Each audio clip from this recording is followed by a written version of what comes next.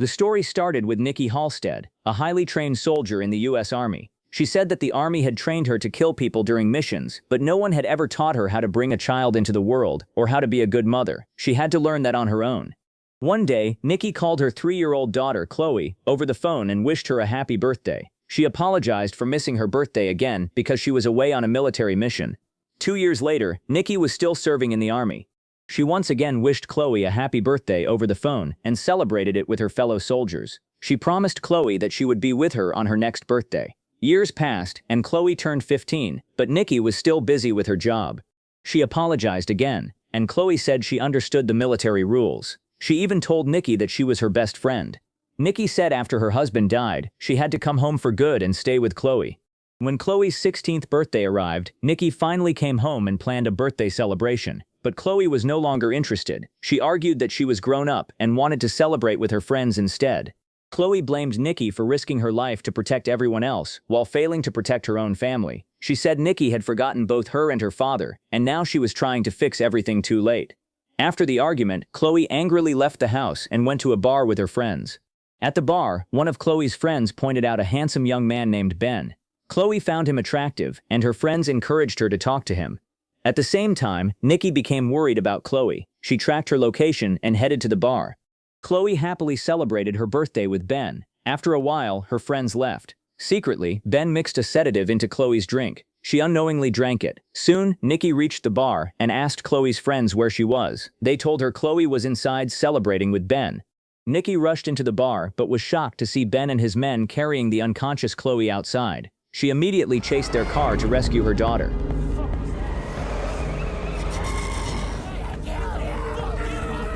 During the chase, Ben threw Nikki off the speeding vehicle, believing he had killed her. He asked his men who the dangerous woman was, but none of them knew. Moments later, Nikki crashed through a building and brutally killed the driver of their vehicle. But before she could save Chloe, another car slammed into Ben's vehicle, knocking Nikki away. Ben used the opportunity to escape with Chloe. Nikki was left unconscious on the road. Now, she had only 72 hours to find her daughter before losing her forever. She finally caught Ben and beat him black and blue. However, while searching for Chloe, Nikki was caught by Victor the butcher. When she woke up, she found herself hanging upside down inside a slaughterhouse. Victor told her that Mr. Sullivan had paid a huge amount of money because he wanted to kill Nikki himself. Nikki asked where Chloe was, but Victor refused to answer.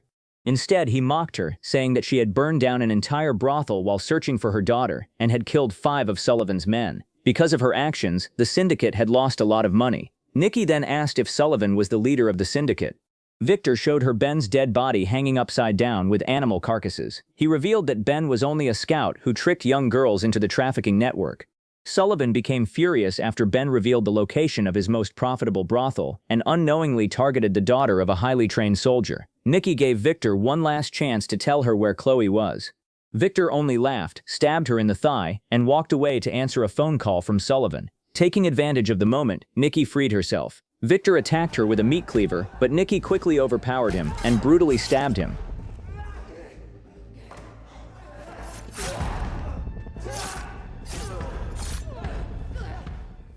Where's my daughter? She again demanded to know where Chloe and Sullivan were, but Victor refused to speak. Left with no choice, Nikki tortured him by cutting off his ear, forcing him to reveal the truth. A short time later, Sullivan arrived at the slaughterhouse. He was the chairman's right-hand man and worked as a human trafficker. Inside, he found Victor's dead body hanging upside down, with a photo of Nikki and Chloe pinned to his leg. Furious, Sullivan ordered his men to find Nikki, dead or alive. Nikki followed their convoy and reached the chairman's heavily guarded mansion. The chairman was the real leader of the syndicate, which kidnapped young girls and trafficked them to other countries. Meanwhile, at the police station, Captain Michaels, Detective John, and Detective Alex reviewed CCTV footage. They saw a mysterious person setting a building on fire, killing 5 people. Captain Michaels ordered his team to catch the suspect at any cost. Later, while taking a shower, Nikki suddenly had a disturbing flashback from her past. She quickly shook it off and returned to reality. At the police station, Captain Michaels reviewed security footage from the Red Bar. The team identified Ben as a human trafficker working for the syndicate. Michaels explained that a woman named Nikki Halstead had killed Gary Lester the previous night by stabbing a car key into his eye at Club 30. Although Nikki had no criminal record, the police were still investigating her background. Detective Jin suggested searching Nikki's home using the address on her driver's license. However, Michaels pointed out that Nikki was clearly a highly trained killer who knew the police were after her, so she was unlikely to return home. Meanwhile, Nikki had already spent several hours searching for Chloe, leaving her with less than 22 hours to rescue her daughter. She stopped at a store and bought a harness and a skateboard. Elsewhere, the chairman angrily called Sullivan. Furious that Nikki had burned down his most profitable brothel and killed 5 of his men, he warned Sullivan not to fail again. He reminded him that a new shipment would arrive that night and ordered him to use the corrupt police officers who worked for the syndicate. Sullivan then left with his convoy to collect the shipment, unaware that Nikki was secretly following him. Nikki suddenly rammed her car into his vehicle and launched a brutal attack, killing his men one by one. She knocked Sullivan unconscious with the skateboard, then shot him in the leg and demanded to know where Chloe was. Having no other choice, Sullivan confessed that the chairman was the real mastermind behind Chloe's kidnapping and said he could be found at the Grand Hotel.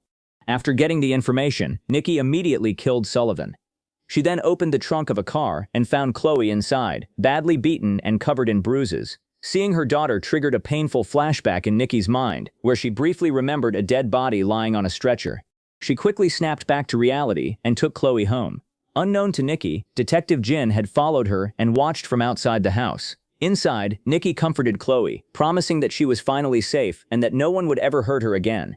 She gently removed Chloe's jacket to examine her injuries. Outside, Detective Jin informed Captain Michaels of Nikki's location. Michaels immediately deployed a SWAT team, warning them that Nikki was armed, highly trained, and extremely dangerous. Moments later, the SWAT team surrounded Nikki's house and prepared to raid it. At that moment, Colonel Lavelle arrived at the police station and warned Michaels that he had no idea who Nikki Halstead really was. Colonel Lavelle handed Captain Michaels official papers from Washington, informing him that he was now in charge of the mission. He warned Michaels to pull back the SWAT team if he didn't want all 6 officers to be killed. Left with no choice, Michaels ordered the SWAT captain to retreat immediately. Meanwhile, Nikki told Chloe she was going to the store to buy medical supplies and would be back soon. After the SWAT team pulled back, Michaels secretly contacted their leader, Savoy.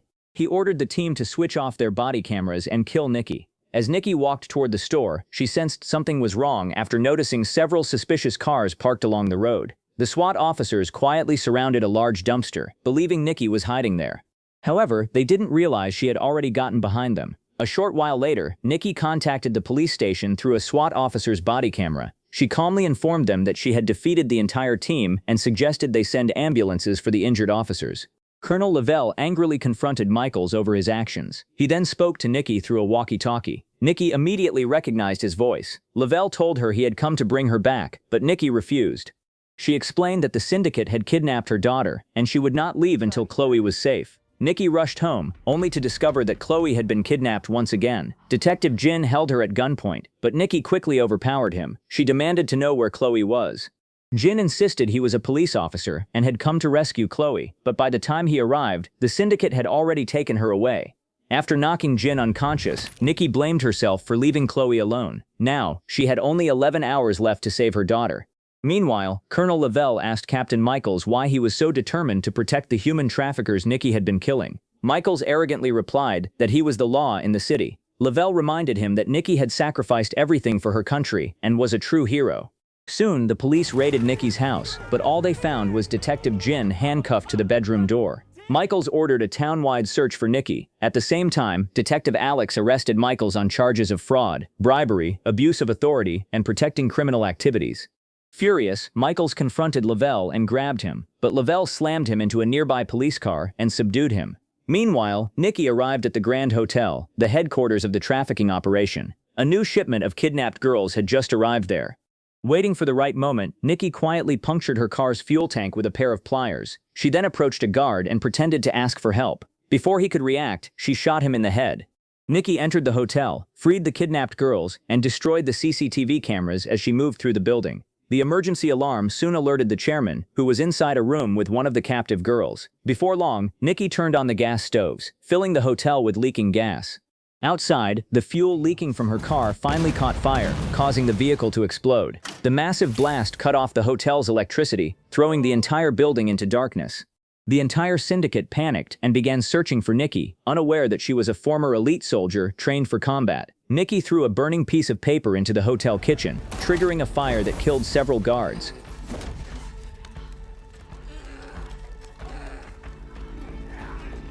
She then continued searching for Chloe while rescuing many kidnapped girls along the way. Nikki entered another room and gunned down a group of syndicate members.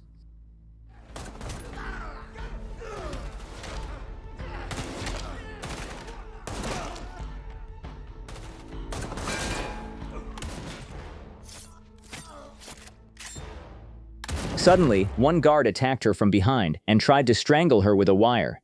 Using all her strength, Nikki fought back, bit his ear, grabbed the wire, and strangled him to death.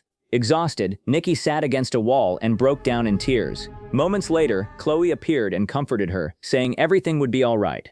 Nikki told her she was doing everything she could to save her, and Chloe replied, "I know." But in the next moment, Chloe suddenly disappeared, and Nikki continued her desperate search. Meanwhile, the chairman nervously asked his guards whether Nikki was still alive. Hearing his men screaming outside, he panicked and fled with a kidnapped girl, leaving his guards behind. Soon, Nikki blasted the door open, killing the guard. She entered the room and found the chairman holding Chloe at gunpoint. Without hesitation, Nikki shot him in the head, killing him instantly. Believing the girl was Chloe, she hugged her tightly and burst into tears. Nikki rushed Chloe to a nearby hospital, where the doctors placed her on a stretcher and took her into the emergency room. After treating her, they managed to save her. Exhausted from everything that had happened, Nikki fell asleep beside Chloe's bed. Later, Detective Jin asked Colonel Lavelle why the syndicate hadn't returned Chloe even after Nikki had killed 13 of their men. Lavelle then revealed the heartbreaking truth. He explained that Nikki had actually found Chloe almost a week earlier. Sadly, by the time she reached her, Chloe had already died. The trauma was so overwhelming that Nikki's mind completely blocked out her daughter's death. She was hospitalized and heavily medicated, but although her body recovered, her mind never did. Lavelle said that when he visited Nikki in the hospital, she kept insisting that she had to find Chloe because she had already wasted too much time. Eventually, Nikki left the hospital and resumed searching for her daughter. Because of her psychological trauma, every time Nikki fell asleep, her mind reset to the night Chloe was kidnapped. In her delusion, she believed Chloe was still alive. Detective Jin then asked who Nikki had been rescuing if Chloe was already dead. Lavelle explained that Nikki had been mistaking every kidnapped girl for Chloe. The girl she rescued from the chairman was not her daughter, but another victim of the trafficking ring. In the end, Lavelle revealed that saving Chloe had become Nikki's only purpose in life. Even though her daughter was gone, Nikki continued hunting down everyone responsible for her kidnapping while believing she was still trying to bring Chloe home.